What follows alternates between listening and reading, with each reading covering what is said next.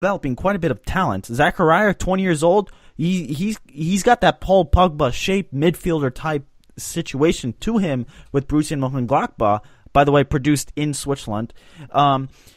You have, with this men's national team, especially the last 4 years, who was that guy to put pressure on these players? None. You have a coach, Bruce Arena. Jurgen. Besides, yeah, Jurgen was that, but Bruce Arena. Jurgen was that guy. Jurgen did put the pressure on the players. Bruce Arena, nah, there was, beer time with Bruce Arena, man. Everybody was beer time with Bruce Arena. That's what they were doing. I mean, he wasn't even a head coach. I guarantee you, Bruce Arena sat there and was like, all right, boys, here's the lineup. You know what to do. Good job. Pat on the ass. Move on. That's Bruce Arena for me. He's such an emotionless guy. Right? And these players are coming into this U.S. men's national team with no roles, with no direction, and a coach that don't even know if he's going to be there the next time they come together. That's a fair argument. Now, midfield-wise... young guys. Yeah, midfield-wise, these are an exciting prospect, I think. We're going to see a lot more younger guys. We have Kellen Acosta, Tyler Adams, Alejandro Bedoya, Lyndon Gooch, Weston McKennie, Kellen Rowe, Danny Williams. Your thoughts? Dallas midfield. Let's go with the Dallas blood. They might as well just wear Dallas jerseys. Dallas FC national Dallas. Team. Not even FC Dallas. It's Dallas national team. Represent. DNT like the tollway. Yeah. Yes. I'm really honestly. I feel like they could run a 3-back line and have Tyler Adams, who has played outside back, wing back with the Red Bulls as one of the outside backs. But I do think you have to be excited to see Weston McKennie play in the national team. I feel bad for Danny Williams because he's already 28, right? So he's going to be 32. So he's probably looking outside in for the next World Cup. Why is he getting called up? Is this one of those, I feel bad that he never got called up? It's a little too late. I think he would have been a lot more useful in the World Cup qualifying process. We did talk about that, how we thought he was a better Acosta. Yes, and Kellen Acosta, he needs to step up because he's been poor of recent. And if Kellen Acosta wants to go to Europe to actually have a good European club to play at in regular playing minutes, this is kind of his moment to shine right now. He's probably one of the more experienced players that are probably going to start. I think Kellen will start because he's still so young. But think about Gold Cup, U.S. men's national team qualifying, disaster with his name. He needs to, he needs to impress. I think to really solidify his name for the next cycle. I think an underrated name from this list right now is, I feel like we've all forgotten about Lyndon Gooch. That guy was doing well in the Premier League with Sunderland, left wing, I think, was under David Moyes. Yeah, was under David Moyes. And then just injury fell off. Now you're a championship. You have no idea, it's kind of hard to keep track when using the U21s, but now he's back in the national team fold. I think it'll be interesting to see how he does. I mean, I think he's one of the more talented players in Europe that is American, to be quite honest with you. But also, Kellen Rowe, row your boat. I feel like he is. I feel like, honestly, he's one of the more creative players. We saw in the Gold Cup, and then he got recalled along with Dom Dwyer, which made no sense, but but they're performing really well, so you called them.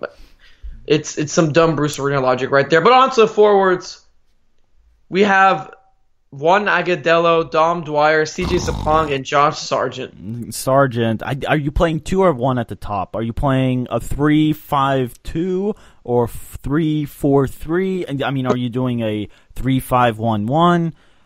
Here's my question: what does Juan Agudelo keep getting called up?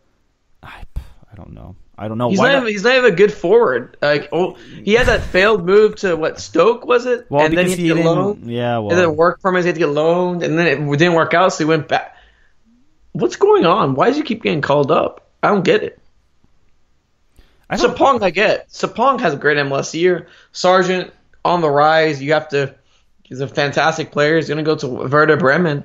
Dwyer, I even understand because he had a good Gold Cup, but why I get that though? But Dwyer, is he going to be here in 4 years?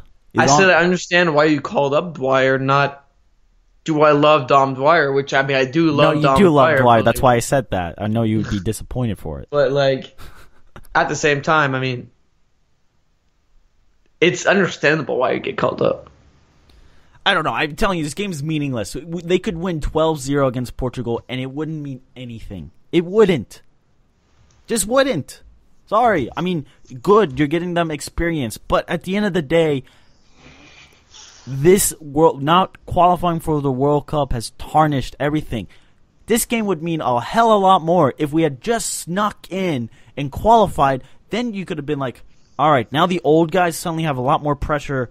You know, they're looking behind, you know, they're turning their shoulder around to see who's behind them because these young guys are coming up in bright. But Michael Bradley, Clint Dempsey, out the door. I mean, granted, they're done, but they can coast now. Do you see a correlation kind of with how the U.S. presidency went and how U.S. soccer is going with right now? What do you mean? Kind of. Now I know it's not a political podcast, obviously, but I do feel like the youth, the younger generation, is upset of what the old guys are doing, and it's starting to clash a little bit. I mean, you heard the coach Dave Sarkan say, "I wouldn't have changed a thing. I don't think Bruce Arena's legacy should be tarnished because he only lost one game." What? I feel like that's logic that we would accept. That's logic from dum-dums. That's logic we'd accept 20 years ago, and we've been hearing that, you know, with Donald Trump always pushing, you know, for, you know, he was pushing a change or something, you know, when people started going with that and whatnot, and a lot of people started, you know, following that move. But I feel like the U.S. national team is going through a phase to where if we don't see anything done, people are going to be really upset. You know, and people have realized that we're not a top nation anymore. Look at Italy. Look at Italy right now. They're going through the same exact thing in the national team. Chile, the U.S. national team is right Holland. now. Chile, all these sides, and yet we're saying it's okay. It was good enough. That was good enough. No. We're okay with it. But here's the thing. At what point in these World Cup qualifiers did we see a young guy get called up? A 19 or 18-year-old who's sitting on the bench. Maybe plug him in when they're winning 6-0 against Trinidad and San Jose. Honduras. Essentially. Not once did you see a young guy come on. And you look at these international friendlies. You watch them. There's always, at some point in the game, if the country is not playing a World Cup qualifier or playing a World Cup qualifier against Gibraltar or Liechtenstein, you bet there's a couple of young players on that team that are 19, 18, 20 years old who are getting experience because suddenly you're going to have an injury or suddenly you're going to realize you suck and you just need to change the formation with some youth and that just youth. Well, what's the biggest thing about youth, Armand, is it's excitement and it's kind of their ignorance of the game at playing on this national level where they're going to compete really, really hard and just go full out, right? Some of these older guys kind of coast halfway through the game because, well, we're going to knock the ball around, a couple of passes. We'll take the first 30 minutes easy, and then we'll get into gear. No, I agree. The old guard needs to go. We've seen it. That's why people want change with USF presidency. Too bad, as Sebastian Salazar said last episode, we can't all just go on USsoccer.com and vote. Nope. Because Gulati would lose. But the question is, are we really going to see a change? Steven, I get this feeling we're not going to see a change. No, we're not. I really get this feeling that we're not. The thing is, it's the coach that has to change the most. It's not the president. It's not MLS. It's not the academy system. It's the coach and the players he selects. Because if he selects the newer, younger players, then you're going to see a change. You'll see a change in the mentality of people viewing this team. But if you're going to still call up Bradley, out the door, Dempsey, Howard, Beasley, Guzan, Gonzalez, what good does that do? And granted, yes, there can be minor changes with MLS. But look at MLS. It's continuing to grow. Look at the academy system. They're trying to change it. We're about to play the interview with Jared Micklos. Listen to how what they're trying to do. And it's working to a degree. You know, and the problem is, I feel like we're all like, oh yeah, it's gonna be big change happening. Yeah. Promotion, relegation, schedule, more money, transfer, this, that. No. I don't not like see that. it happening. I really don't see it happening. No. And people who are calling for promotion, relegation, got to realize it's not happening either. None of this. Quickly, I want to jump on that just real quick. The problem is not it's not a money thing. We can figure out the money and We have compensation. 100 million surplus. U.S. The soccer. problem, in my eyes, all my eyes, is infrastructure and popularity of soccer in the United States. It's MLS culturally. can barely pull anything, Yep. and you expect USL Division 3 to pull like numbers? Come on. Oh, good conversation. Follow us, Uncle Sam Soccer Pod, on Twitter. Let us know your thoughts. What's this game mean? Do you agree with me? Meaningless? Do you agree with Armand? Excited to see the young kids. Let me reframe it.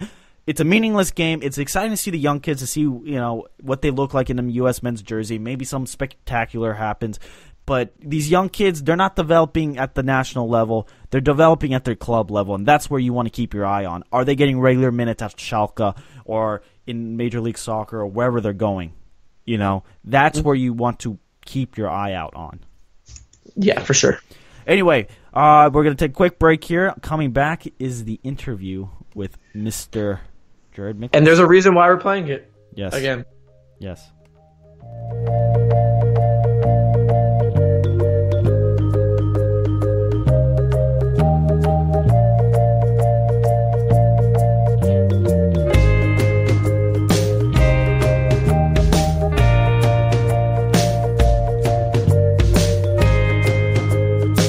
Joining us right now is U.S. Soccer Development Academy Director Jared Micklos. In 2014, he took responsibility for the strategic vision of the Academy and establishing program initiatives. He also oversees the program's administrative and business operations. And lastly, he implements all aspects of the program. Thank you so much for joining us here on Uncle Sam Soccer Podcast. Yeah, happy to be here. Thanks for the invite, gentlemen. So the Academy system is relatively known in the soccer community, but as far as it comes into detail, it's still very thin. Do you mind elaborating on the structure of the academy system and how important it is to the development of the game here in the United States? Absolutely. The Development Academy was started in 2007, so we just finished our 10th year here in the month of July, and we still do agree that we see it in its infancy stages in terms of the potential that the program has overall. It was first structured in 2007 with two combined age groups, U15-16 and U17-18. That was to focus on a group of players that was manageable at the time. And as the academy has grown, both in its number of years and in the scope, the goal has been to increase the influence of the player development initiatives that exist within the academy and kind of the standards that exist that are based around player development. And over time, our goal has been to take it from the older age groups and drive that younger and ultimately drive it into Zone 1, which is what we call U12 and younger. So for the first time this past year, the Academy had U12 programming in it, and now it has a pathway that has gone from U18 all the way to U12. And this coming year, we'll have 6 age groups, and that's been a long-term evolution of combined age groups to single age groups. So we'll start with U12 and have single age groups at U13, U14, and 15 as well. And then we'll have 2 combined age groups at U17 and U19. So how many youth are part of this program? This past year, we had just under 11,000 players that registered on the boys' side of the academy. We'll add 1 age group this year, so we'll see a slight influx in the number of boys. So we'll expect that number to be between 11 and 12,000 by the time the year is over. And we're launching a girls' development academy across 4 age groups. So we'll see an additional 5,600 to 6,000 players that will register there. So when you look at the academy program overall, and we see it as one program based on our player development initiatives and our standards, that program will have between 17,000 and 18,000 players this year. Hey Jared, Armand here. So what is the overall purpose of the academy system in the United States? The Academy is a program that's run by the Federation. We have Academy clubs that have applied and been accepted to be in the program. These clubs have a goal and an aspiration to develop players in their home markets.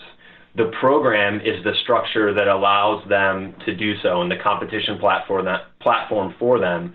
And really, our Federation initiative is to help drive this player development initiative forward. And the clubs, in their everyday environment, are actually developing the players. They're the ones that are spending 4, 5, 6 days a week training the players and playing games on the weekend as part of our structure. But our goal is to provide them that framework. And